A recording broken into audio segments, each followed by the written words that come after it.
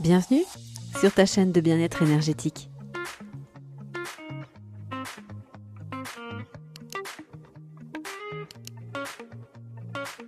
Bonjour à toi, très cher abonné, et bienvenue à toi qui passe par hasard. Je te souhaite la bienvenue sur ma chaîne et si tu aimes le contenu de cette vidéo, n'hésite surtout pas à t'abonner et à activer la petite cloche pour être au fait des dernières nouveautés.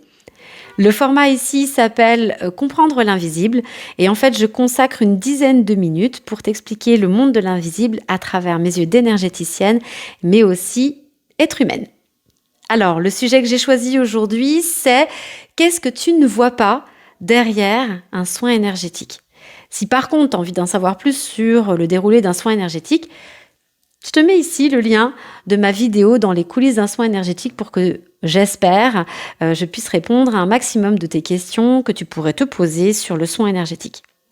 Mais là, l'idée, c'est de savoir ce qui se passe avant et après un soin énergétique. Pour moi et dans ma pratique, ça ne va pas commencer à l'heure du rendez-vous en fait. Ça va se faire avant. Quand tu réserves un soin sur ma page Calendly, dans mon agenda, je te pose une question en gros de ce qui t'amène et pourquoi tu viens me consulter en gros. L'objectif, c'est de voir la problématique que tu rencontres actuellement, si c'est un problème de santé, des douleurs, si tu te sens bloqué dans ta vie, si tu as besoin d'une libération énergétique. C'est de voir où tu en es et de me donner un maximum d'informations pour que je puisse adapter mon soin énergétique. Puisque dans mon soin énergétique, je fais déjà un soin de base complet que je fais à toutes mes clientes, à tous mes clients, sans aucune exception. Mais j'apporte aussi un soin complémentaire, personnalisé, pour aller au fond de la problématique, au fond du sujet pour lequel tu viens me voir en fait. Donc si par exemple, admettons, il s'agit d'une douleur, eh bien j'aime bien savoir quel est le type de douleur, si tu as été voir des spécialistes, et si c'est le cas, quel diagnostic ils ont posé, parce que ça va me permettre, moi qui ne suis pas médecin, de faire des recherches pour pouvoir visualiser ce qui se passe dans ton corps, pour pouvoir intervenir dans tes énergies, parce que je travaille beaucoup aussi dans la visualisation. Donc ça, c'est la première partie où je vais déjà pouvoir commencer à façonner ton soin énergétique personnalisé avant même que tu n'arrives. Le jour du rendez-vous, par contre, je vais préparer mon cabinet. C'est-à-dire, alors il faut savoir déjà que mon cabinet, il a bénéficié d'un soin énergétique lui aussi. J'ai fait une formation de thérapeute énergétique et coach intuitif où là, on nous forme à beaucoup, c'est comme une formation généraliste, j'ai envie de te dire, avec le soin énergétique, la communication animale, la géobiologie, les cartes oracles, etc., etc. Et tout ça, en fait, ça permet un petit peu de développer tes ressentis, de développer tes compétences, de savoir vers quoi tu vas te spécialiser. J'ai appris à faire de la géobio, c'est-à-dire à nettoyer les lieux en profondeur. Donc, mon cabinet, je lui ai fait un soin énergétique où j'ai pu enlever les âmes, les entités. S'il y avait des failles, j'ai pu les combler. Et bon, ça va bien au-delà. Mais en fait, mon cabinet, il est déjà nettoyé d'un point de vue énergétique et en profondeur. Mais avant que tu n'arrives, je vais faire un rapide nettoyage pour que rien ne vienne perturber tes énergies lors de ton soin énergétique. Mais il faut savoir que si on fait un soin énergétique à distance, je fais ce même nettoyage rapide dans la pièce que tu auras choisi, où tu auras choisi de faire le soin. Et il faut savoir que même si c'est pas un nettoyage en profondeur, eh bien, c'est largement suffisant pour que tu sois dans un espace sécuritaire pour faire le soin énergétique. Donc, que ce soit à distance ou au cabinet, je nettoie le lieu rapidement pour que le soin se fasse dans des meilleures conditions. Et puis, je nettoie aussi la table de massage sur laquelle tu es installé dans mon cabinet. Si par exemple, on le fait à ton domicile, eh bien, je vais nettoyer le lit, ou le canapé, ou la chaise sur laquelle tu seras installé. On va même plus loin.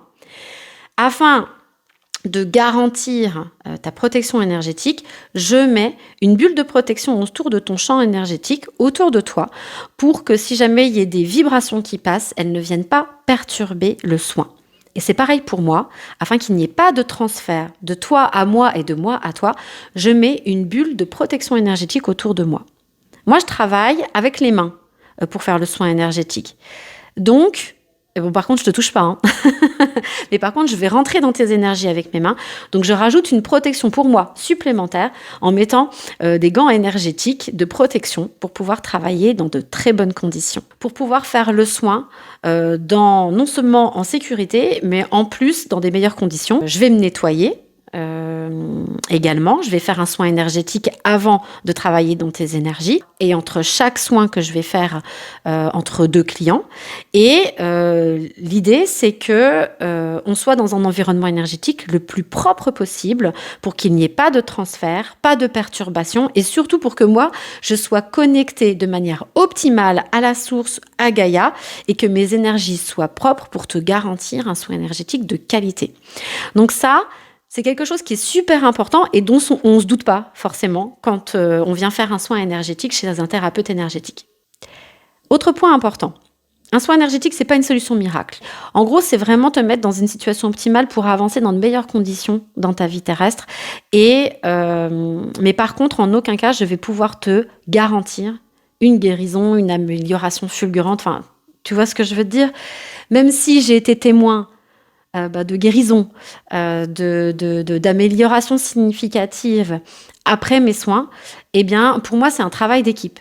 Ça veut dire que moi, je vais faire la moitié du travail, mais toi aussi, dans ton évolution, dans ton comportement, dans ta façon de voir les choses, dans ta façon de changer les choses dans ta vie, eh bien, ça va faire que ça va garantir le changement que tu attends lorsque tu viens me voir.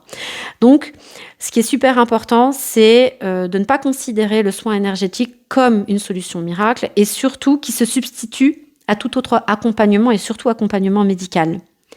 Un soin énergétique ne remplace pas un suivi médical. Si toi, tu es suivi par un médecin généraliste, par un spécialiste de la santé, un soin énergétique ou un accompagnement énergétique ne doit pas couper ce suivi, cet accompagnement, parce qu'il est complémentaire. Ça veut dire que moi, en aucun cas, je vais poser des diagnostics. En aucun cas, je vais te dire de suivre ou d'arrêter un traitement. Et en aucun cas, je vais te dire de suivre un traitement en particulier. Par contre, s'il y a des diagnostics de poser, je vais effectivement te les demander parce que ça va m'aider dans mon soin énergétique personnalisé. Et si par exemple, j'ai l'information qu'on te conseille d'aller voir un médecin généraliste ou un spécialiste, eh ben, je te le dirai. C'est pareil. Si tu as des questions, n'hésite surtout pas à me les poser en commentaire, j'y répondrai avec joie, il n'y a pas de souci. Et puis, je voulais te dire aussi que j'ai activé l'onglet communauté sur ma chaîne YouTube. Donc, n'hésite pas à faire vivre cette chaîne aussi de ton côté. Si tu as envie de créer des posts, je t'invite à le faire pour justement que ma chaîne gagne en visibilité, pour que toi aussi, tu puisses apporter de la lumière sur ma chaîne en guidant un maximum de personnes vers mes accompagnements s'ils en ont besoin. En tout cas, je te remercie de ta présence. Je te remercie également d'avoir regardé cette vidéo jusqu'au bout et je te souhaite une excellente journée. À bientôt!